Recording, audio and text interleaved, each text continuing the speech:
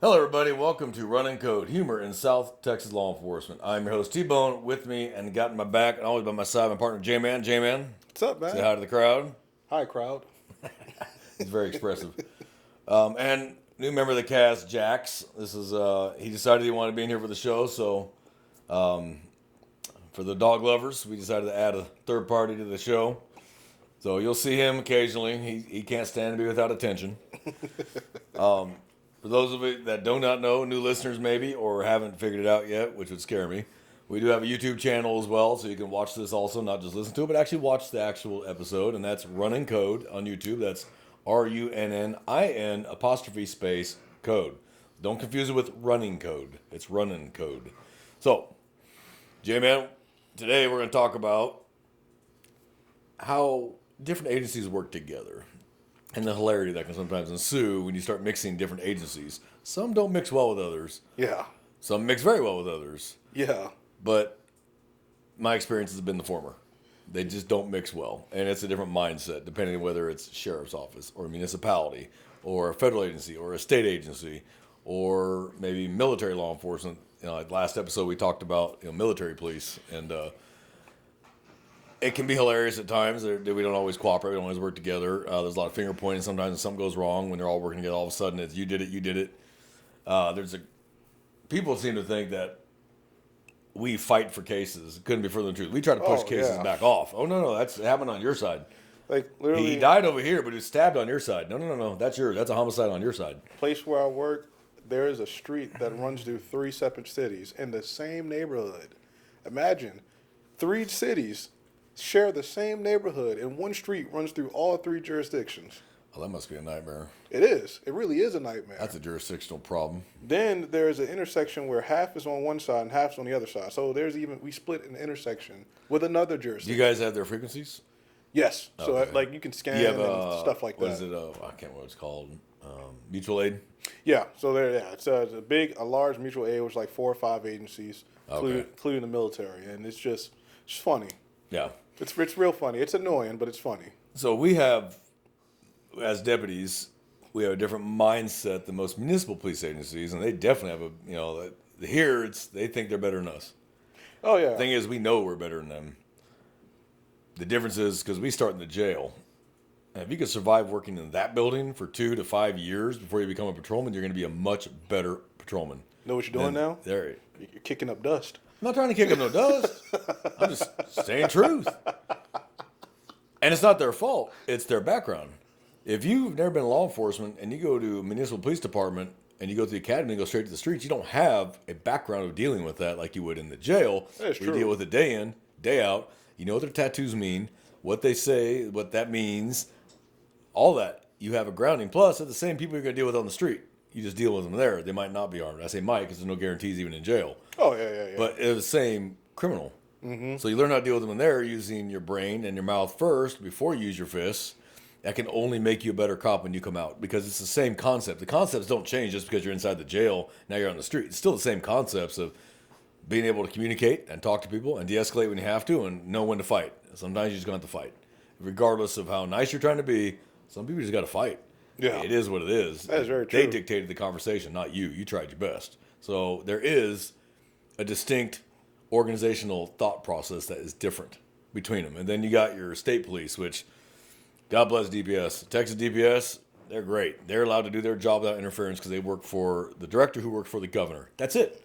They don't play local politics. They don't have to because they work directly for one person. Mm-hmm. So the troopers assigned to this county do stuff that we would dream about being able to do because, again, they report to one person who reports to one person. Yeah. So it's all politics is local. But it's like the feds that work in this county don't really have the same political issue because they don't work at the county level. They work at the federal level. Yep. So now, do we work with the feds? Absolutely work with the FBI, the DEA, the U.S. Marshals, the ATF, OSI, NCIS, work with all of them because we all have the same mission. But the thought process and the how they go about things is completely different agency to agency to agency. You got your FBI agents who are all graham cracker and, Mother God and apple pie and Hoover's little boys and girls and they're 23 years old, don't know shit about the real world. They have law degrees, accounting degrees, medical degrees. They don't know a damn thing about the real world, but they're been told they're the top of the food chain, law enforcement. Okay. Then you have your DEA. DEA does the narcotic stuff. So they're a little more down to earth. They're a little more, they start getting involved in it and they start picking that crap up quicker. And I will tell you, the best federal agents are former street cops. Yeah. All of them. If you were a street cop in LA, here, Dallas, Houston, Chicago, New York, and you were a cop for at least 5 years there, you'll be a great fed because you already know what these people mean when they do this, they mean this, and what they're wearing. And you already have the grounding that they don't get. Can't be the 27-year-old accountant major from Soho. Yeah, it's like Be a good DEA agent. I mean, you can, but it's gonna be a high learning curve for you. Your learning curve is gonna be like this, straight up. Like, and then you got your ATF, which they have a different function. Their job is to track and firearms and stuff like that. And we don't work with them a whole lot. And then the marshals, the fugitive task force guys, those guys are awesome. Those guys act the most like street cops. Yeah, well, because their whole, mostly like the field agents, their big deal is warrant service, right? Yeah, well, warrant, fugitives. So they go after the worst of the worst. They go after, if the marshals, fugitive task force is coming after you, you're not a nice person. They're bringing all their big guns, so to speak. They're bringing the guys that will crack your head in a heartbeat. They won't even hesitate because they're used to dealing with the worst of the worst. Plus, they also added sex offenders to the marshals' purview several years ago. I mean, it had to be 10 years ago, maybe even longer. But they added the U.S. Marshals to it. Or sex offenders to the marshals as well. So now they deal with that. So if you violate and you cross state lines, the marshals deal with it now, and they charge you federally. So that's so our sex offender officer, if we get an absconder from a different state that comes to our state who violated sex offender registry in their state, then we call the marshals. The marshals deal with it. Marshals run a federal warrant. They deal with it. Okay. And they violate them. So if it's a state charge, they won't deal with it. But if they cross state lines, they absconded from whatever state they're a registered sex offender and came here without telling anybody, the marshals deal with it. Yeah. So, and then you got your maybe smaller agencies that have never dealt with the inspector general of the post office. They are law enforcement. They absolutely are. We never dealt with them. I've never dealt with them. IRS don't deal with the treasury agents. Never have. Dealt with the Secret Service a few times when we provide support for the Secret Service. Those guys have no sense of humor, but honestly, they can't afford to have a sense of humor. Their job is political, whether they like it or not. Yeah. They're very visible and they have very little screw up space in the Secret Service. I mean, you can't really screw up. You screw up once, and that's usually the end.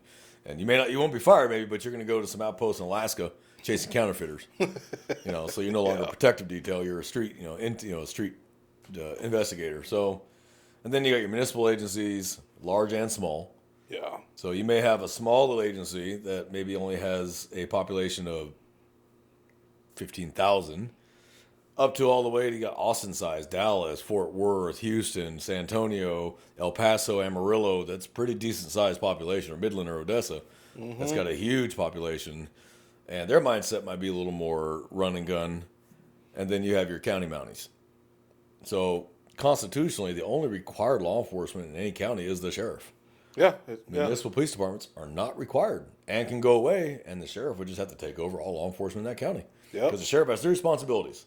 Law enforcement in the county, court security, and jails. Those are his three responsibilities. So we don't need municipal police departments. They could dry up. We would just take over. We'd probably more than likely just hire all their guys, take their budget, and go, you're now deputies. Congratulations. Same job. Yeah. Same job, same CAD, same everything, same laws. They don't change, so go handle business, but now you're a deputy. So could we do that legally? Yes, we could. Are we? No, it's not going to happen. But could we? Yes, we could. And what comes with that is also just everybody, you have a big company, and you may have the budgeting department jokes with I don't know, the finance department or the legal department, whatever, comptrollers. It's the same thing for cops, sheriff's deputies, whatever, but it's a lot worse. It's a lot worse. They could all try to pull rank on each other at a scene that started in one jurisdiction but ended in another, and it's just what are we going to do to fix this and get away from each other? Instead of saying, well, you don't tell me what to do over here because it happened on this side of the road. And it's so do you want it? Hell no, we're not going to take it. So what's the problem then? But municipal's different than the sheriff. That's true. Because if it did happen in their jurisdiction, they have to take it. Yeah. They don't have a choice. Just like what happened in the other municipal jurisdictions, they have to take it. They've got no choice. Now, if a crime is committed on both sides, then they both take it and just file. They both file and they deal with it that way. But if, let's say it was a joint operation with the sheriff's office is going to take it. We're just going to take the whole thing. Like, there's no jurisdictional fight, it's ours. Because your city resides in our county. So, and I've had people tell me, when I was a road dog, a traffic deputy, you can't stop me. This is city. Is that a fact? Yeah, you're not allowed to be in here. You don't say. Well, go ahead and have your license anyway, and we'll just let the judge. I'll let the judge pop your bubble there. Here's your citation. But you don't believe it's going to matter, so don't worry about it. Don't worry about it. I wrote you 5, though. But you're free to go. Drive safe. And then they get to traffic court and find out that, yes, absolutely, we have that jurisdiction. There's no jurisdiction limits inside the county we're employed in. None. And they're like, oh, I didn't know that. But I did, and I told you that. But maybe you should pull out the old Constitution every now and then. Yeah, read it. So, far western side of Texas, where there's nothing. Like, you may have a county where the only law enforcement you have is the constable of the county, the sheriff of the county, and one trooper who might be assigned to, like, the 5 counties in that area. And that might be the only cops you got. Yeah. But there might probably going to be less than 1,000 people in the whole county. Because you're talking 1,000-acre ranches. You know, most of those guys don't really have many problems. They tend to handle the things on their own before anybody gets there. And, oh, buried right there. He was rustling my cattle. I took care of it. All right, thanks, Chuck. You know, all right, dig him up. Let's get him to the ME. You know, so it just depends on where you're at. Yeah. But ultimately, if you want to be law enforcement in any county, I tell people be in the sheriff's office because the sheriff's office swings the big stick. Honestly, we swing the big stick. It's our county. We can take over any case anywhere, anytime. It's ours. That'll just ultimately be a hot take. It is just funny because you and me both know there's agencies who do not feel that way, that they are the big dog. And that's a real shame that they feel that way. And they're entitled to all the feelings they want to have. The Constitution of Texas says different. And so does the government code, the occupations code. You know, they all say different. You know? So, yes, while there are peace officers and their peers, the sheriff is the highest elected law enforcement official in the entire county. He's the man. So he or she, 2024, she could also be the man. That's it. And then everybody else works for, ultimately, that sheriff. And the sheriff has the final call. Now, sheriffs have to work with our partners. You know, sheriffs, municipal police, state police, we all have to work together. We all have the same goal at the end of the day. So we do have to learn how to work together. And it's getting a little better over time. The more we do it, the more things kind of change and realize we all got the same job. It really doesn't matter. Things are starting to notice, I've noticed, do have kind of changed in how we interact with our law enforcement partners. But there's still some hardcore, older thought processes like, you know, you guys are XYZ, then we're the greatest, and vice versa. And it's like, okay. If I had to like simplify it, like using like I don't know why it just came to me. Thinking of college terms, right? Your city cops will be your freshmen at college, just balls to the wall, stupid, just going out there, just doing whatever, wherever the wind takes them. Your sheriff's deputies would be grad, like say seniors, grad students. They've been there, done that. They're a little bit more seasoned. And then your, hate to say it, your feds and your state guys, they're the snitches. They're the TAs. They're the party killer. Everybody shows up, and then everybody walks out. Oh, this dude's here? Yep.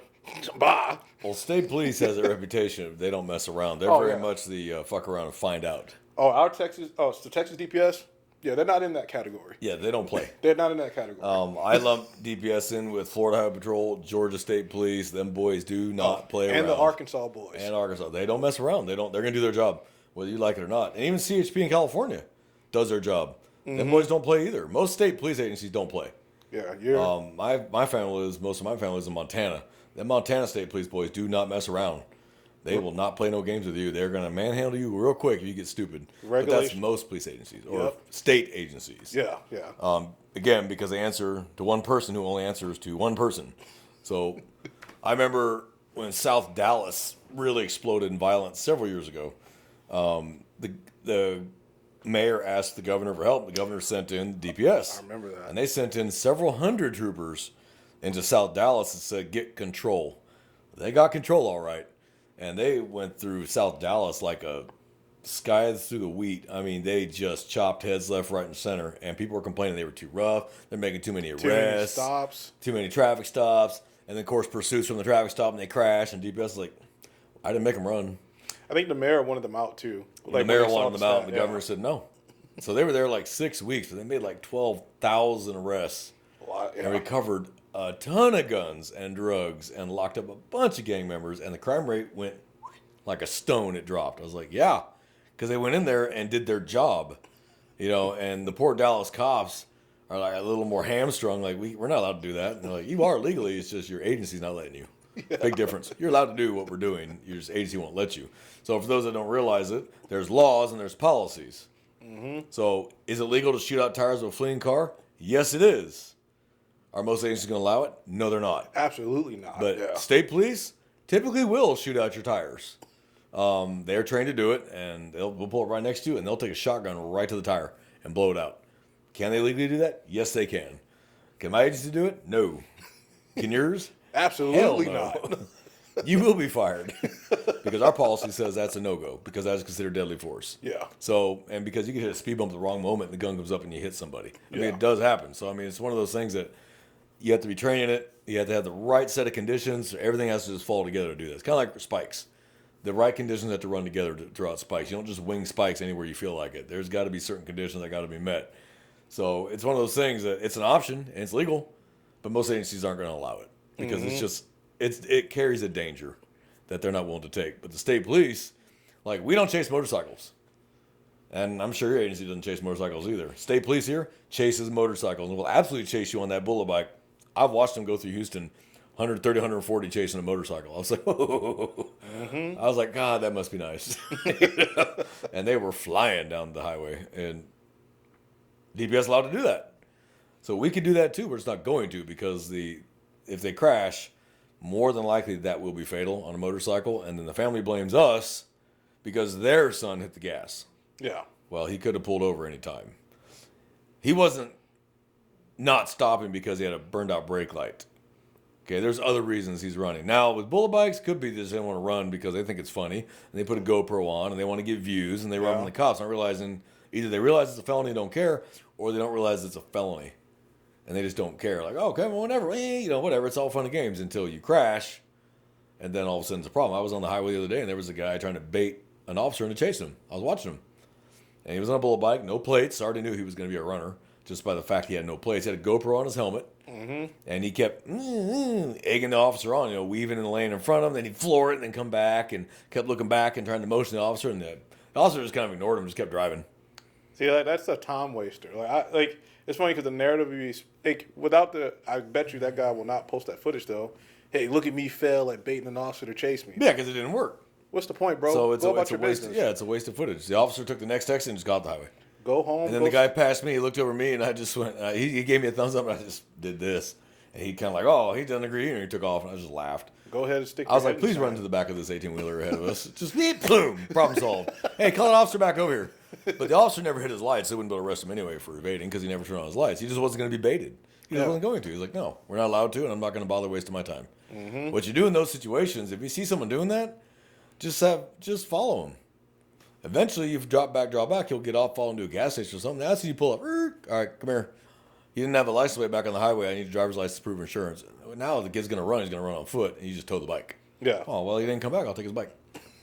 That's the smart way to do it. And then he's got to impound it, and then you tell the tow yard, don't release it till you get a photocopy of their license. Yep. Now we know who it was. Problem solved. I don't got to chase him jumping over fences now. I'll find out who he is when he comes to pick up the bike. Work smarter, not harder. That's right. Work smarter, not harder. Now, the young rookie, I'd be like, oh, no, I'm going to chase him over fences, and I'm old now. Nope. No, I'm going to let you tire yourself out. I'm just going to take your bike from you. And then when you come down to get it, Texas Towing or Roadrunner or Banis or whatever other company is going to hold, they're going to take a photocopy of your license, and they're going to let us know who it was so that we can go, oh, this was the rider. Or at least the owner. Might not be the rider, but at least the owner. We can call him and go, hey, is that your bike? Yeah. Why the hell did you run from me last week? Click, more likely. So I love working with my law enforcement partners. I do. I like the different mentalities we all bring to the table. Certain units inside those agencies are a little more high speed than others. Like you got your gang units and your traffic units. Like when I was traffic, we worked hand in hand with the municipal traffic agencies around us. We worked hand in hand together. DWI task force, stuff like that. Yeah. But being specialized, we tend to train together and work together a lot more. Our our SWAT team works very well with the city SWAT team. They train together, they do things together. Our mental health units work with their mental health units. You know, it just seems to be the patrolmen that just don't seem to get along. I know, it sucks. And I found out why from my neighbor. My old neighbor was a San Antonio police officer, and he told me it's because of the academy. They're told we're better than you are. And he told his trainees, you're not. You have the same job they do. They're making half the money you're making doing the same job with no backup. You will respect them because they're doing the same job you do, but they don't have backup. So you better remember that. So he said that started changing some of the... And honestly, I've never really had a problem with them. At a ground level, we don't have issues. We get along. We have the same job. I back them up. They back me up.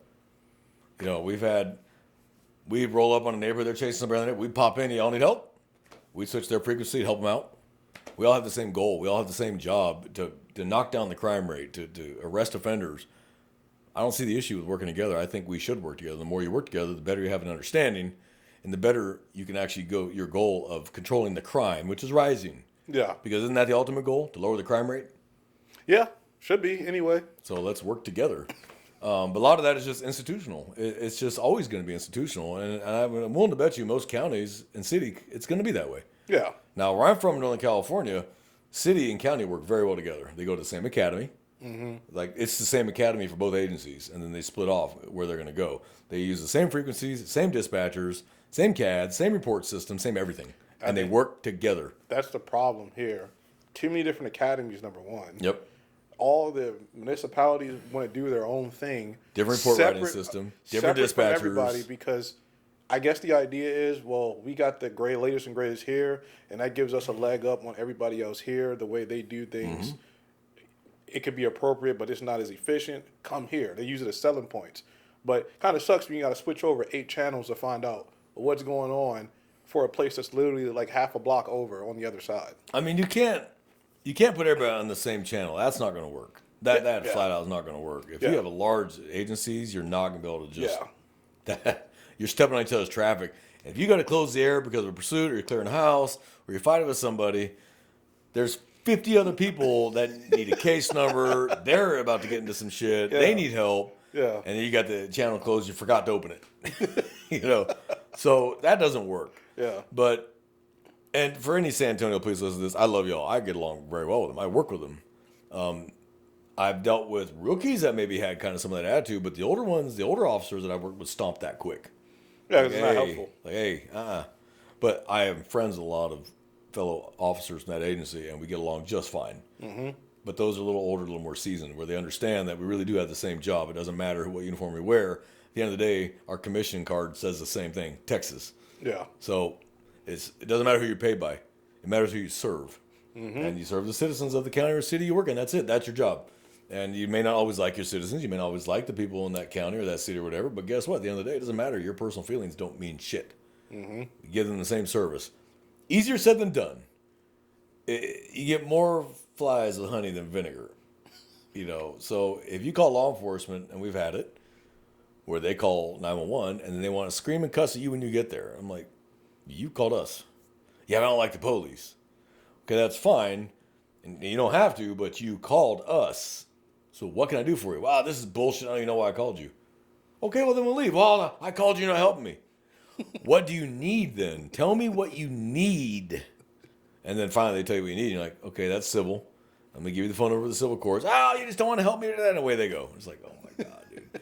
You created the mess. You want me to fix your mess. Yeah. I don't want to fix your mess. You created that mess. So, yeah, we get that a lot. I've heard that from every agency I've ever worked with. You get those people that they don't like the cost, but they got to call because we're the only ones that can handle the situation. And 99% of the job, or 99% of the time, it's a situation they created. Yeah. Well, you created it, now you want me to fix it. And I always ask them, well, how would you fix it if I wasn't here? I've done that before. Make them think. How would you fix it? And you can kind of see the candle flickering in their head. I won't say light bulb. I'll say the candle flickering. Oh my God. Try that next time and just see if you get a different result. Mm-hmm. So it really doesn't matter at the end of the day. We can rag on each other's different agencies, but at the end of the day, for the most part, from what I've seen in the almost 12 years I've been doing this, we will work together. And we have been working together. The mindset has shifted over the years. It used to be a very divided line between agencies, a very divided line. I mean, it was purely, you didn't want to see a municipal police car crossing the county territory. You get bitched at. Those deputies turn around, take your butt back over there. You see that with a lot of the older officers, yeah. Like they bring all that history and that knowledge of how things used to be, but this time is just too different. But now, no, it's just we have the same goal. We have the same mission. We have the same mission at the end of the day. Whether you're Navy SEAL or you're Delta, it doesn't matter. You have the same mission to fulfill the orders of the President of the United States and secure the national security of this country. That's it. That's your goal. Whether you go, how you go about it, doesn't matter. Did you get to the same goal? Did you keep this country safe? So it's the same with law enforcement. Did you keep the county safe today? Did you do your job? If you did your job, you can sleep with the righteous because you did it. This whole headbutting among agencies, it really does need to stop. We all work together.